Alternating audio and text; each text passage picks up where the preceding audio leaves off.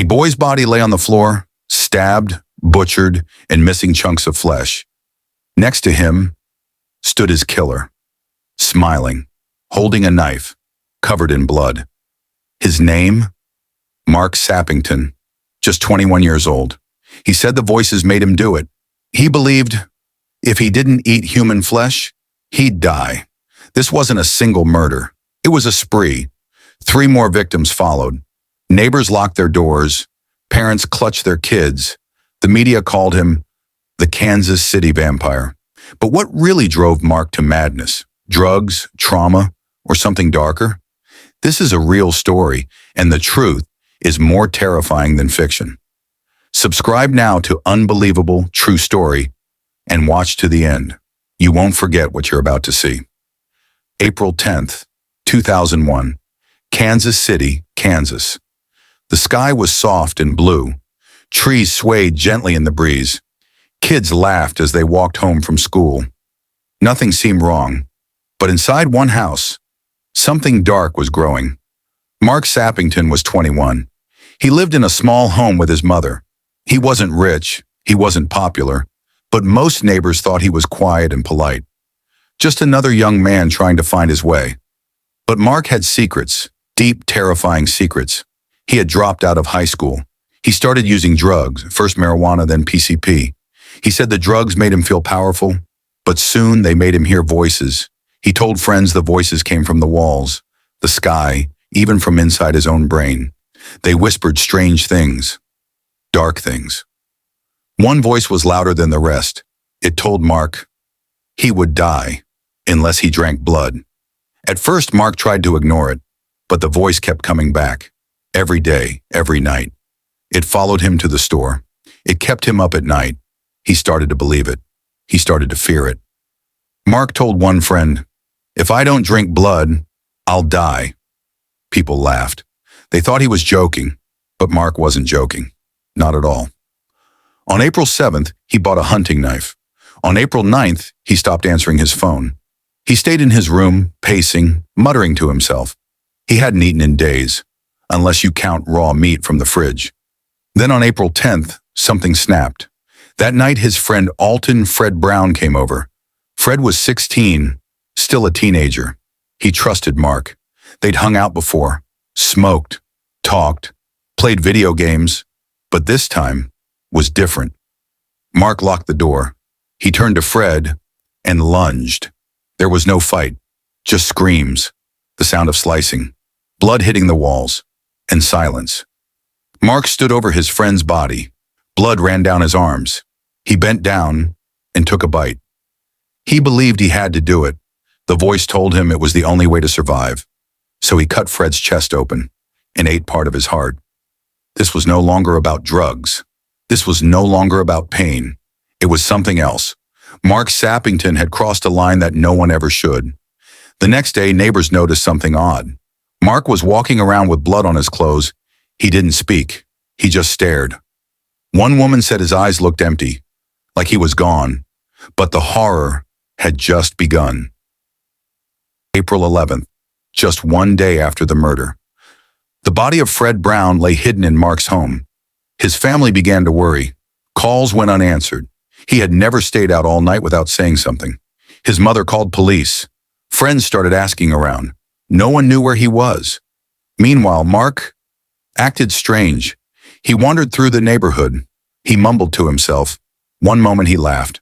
The next he growled. He told one man, "The devil's in me. I need to feed." At first, people thought it was drugs. PCP wasn't new to Kansas City, but something about Marc felt different, more dangerous. On April 12th, Marc struck again. This time it was Terry T. Green, 25 years old. He was also Marc's friend. They had smoked together before.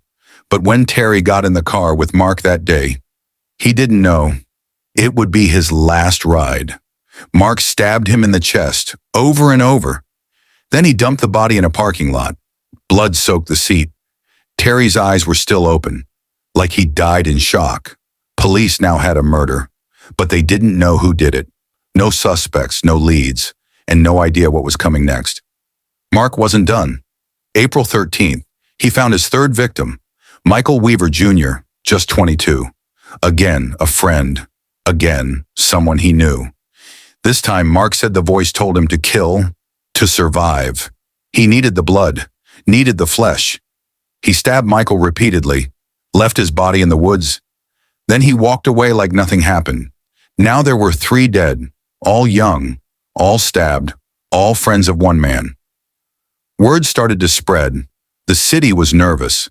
Streets that once felt safe now felt haunted. Parents wouldn't let their kids out. Schools went on alert. News channels called it a wave of violence. Then came the whisper. Someone said, Marc Sappington did it. Police brought him in for questioning. They noticed the blood under his nails, the way he smiled at odd moments. He talked about voices, talked about death. And then he confessed. He told detectives everything. The voice said I had to eat flesh or I'd die. He described the murders in chilling detail. The knife, the bites, the fear, and the calm that followed.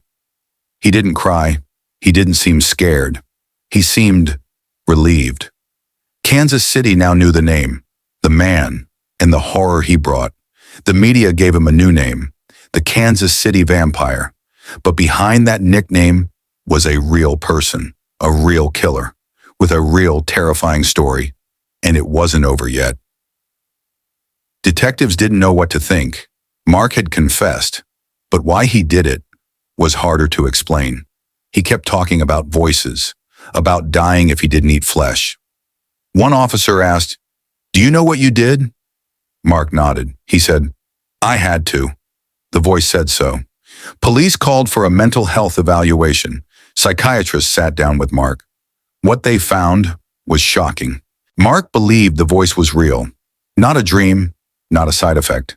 He thought it was alive, watching him, controlling him. He said it came to him after he first smoked PCP. At first it whispered, then it screamed. Mark had a long history of strange behavior. Teachers remembered he had trouble focusing. Family said he once tried to cut his own skin. One cousin said Mark always talked about blood, even as a teen. Now, under pressure, his mind was breaking. The psychiatrist diagnosed him with schizophrenia, a serious brain illness. It causes people to lose touch with reality, to see things, hear things, believe things that aren't true. But that raised a bigger question. Was Mark insane or evil? Could he stand trial? Could he understand right from wrong? Prosecutors didn't care about the voices. They had bodies, they had blood, they had a confession. They wanted justice. The trial began in 2004. Cameras lined the courthouse. Reporters flooded in. The city wanted answers. Mark walked in, calm. His eyes were cold. His face blank. He didn't deny the killings, but his defense said he was mentally ill, that the voice was part of his disease, that he needed treatment, not prison. But prosecutors showed pictures of wounds, of flesh, of the missing heart. They played tapes of Mark talking. I ate it because I had to. I would have died. Jurors sat in silence. The room was cold, heavy, still. Then the verdict came, guilty on all counts. Marc Sappington was sentenced to life in prison, no chance of parole. But the trial left a hole in the city, a fear that still lingers. Could it happen again? Could someone else break like Mark? Some say yes. Others say he was born broken. But the truth is this: he was real. He walked these streets. He smiled as he killed. And he believed, with every part of his soul, that blood would save him. Today, the house where Marc Sappington committed his first murder stands empty. The windows are boarded up. The yard is overgrown. Kids cross the street to avoid it. No one goes near the door. It's not just a house anymore. It's a shadow, a ghost of what happened. Some say they hear whispers at night. Others say they've seen lights flicker through the cracks. But the real haunting is inside the people left behind. Fred Brown was only 16. His mother still keeps his school photo on the fridge. Every year she places flowers near the spot where he died. She doesn't speak to the media anymore. She says the pain is too deep. Terry Green's brother visits his grave every weekend. He says the hardest part is not knowing why. They were friends, he told a reporter. They trusted Mark. That's what kills me. Michael Weaver's parents moved out of Kansas City. They say the memories were too heavy, but the city still remembers. News stories called it the vampire murders. Late-night shows joked about it. Horror fans made fake posters. But for the people of Kansas City, it was real. It still is. Some say Mark was a victim, that he needed help, that the system failed him. Others say he was a monster, that he chose to kill, that no voice can excuse what he did. But one question stays. What makes a person become this? Is it drugs, mental illness, evil, or something deeper? Some believe Mark opened a door that can't be closed, that there are others like him, walking among us, smiling, waiting, listening to voices only they can hear. And maybe they're right. Marc Sappington is still alive, serving life in a Kansas prison. He rarely speaks, doesn't give interviews, doesn't write letters. But sometimes, guards say, he talks in his sleep. And when he does, he whispers about blood. This is not fiction. This is the true story of Marc Sappington, the Kansas City vampire. What do you think truly happened? Was it madness or something worse? Have you heard this story before? If you're drawn to real stories that stay with you, subscribe now to Unbelievable True Story, because every week we reveal the darkest truths hidden in plain sight. Watch the next video on your screen, or dive into our full playlist of real mysteries and crimes. The next story might be even more shocking.